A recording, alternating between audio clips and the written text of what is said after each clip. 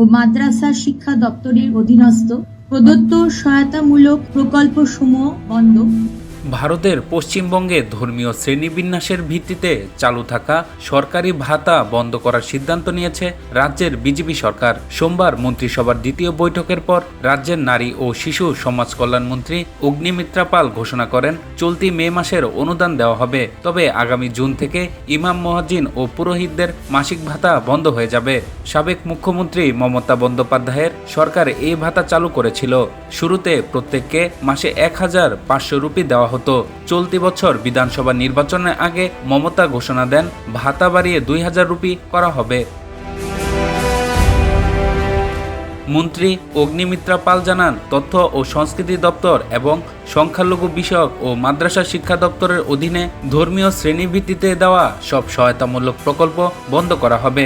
এই বিষয়ে শিগগিরই বিস্তারিত বিজ্ঞপ্তি জারি করা হবে। নতুন সরকার গঠনের অল্প দিনের মধ্যে এই সিদ্ধান্ত আসায় রাজ্যের রাজনৈতিক মহলে নতুন বিতর্কের সৃষ্টি হয়েছে। বিরোধী দলগুলো দীর্ঘদিন ধরে এই ভাতাকে রাজনৈতিক স্বার্থে সরকারি তহবিল বিতরণের কৌশল হিসেবে সমালোচনা করে আসছিল।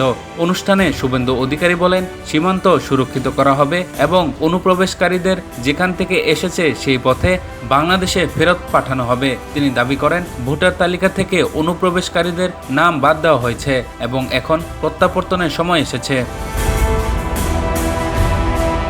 মুখ্যমন্ত্রী আরও জানান, বিএসএফকে সীমান্তে কাঁটাতার নির্মাণের জন্য প্রয়োজনীয় জমি দেওয়ার উদ্যোগ নেওয়া হয়েছে। রাজ্যের আইন শৃঙ্খলা পরিস্থিতি নিয়েও কড়া বার্তা দেন শুভেন্দু অধিকারী। পার্ক সার্কাসে পুলিশের উপর হামলার প্রসঙ্গে টেনে তিনি বলেন, ভাঙচুর, গুন্ডামি ও তেলবাজির ঘটনায় সরকার জিরো টলারেন্স নীতি অনুসরণ করবে। এই ঘটনায় ইতিমধ্যে ৪০ জনকে গ্রেপ্তার করা হয়েছে বলেও জানান তিনি। একই দিনে মন্ত্রিসভার বৈঠকে ধর্মভিত্তিক বিভিন্ন ভাতা বন্ধের সিদ্ধান্ত নেওয়া হয়েছে। মুখ্যমন্ত্রী জানান, ইমাম, মুয়াজ্জিন ও পুরোহিত ভাতার জন্য বরাদ্দ অর্থ এখন থেকে বিবেকানন্দ মেরিট স্কলারশিপ প্রকল্পে ব্যয় করা হবে, যাতে সব ধর্মের শিক্ষার্থীরা উপকৃত হতে পারে।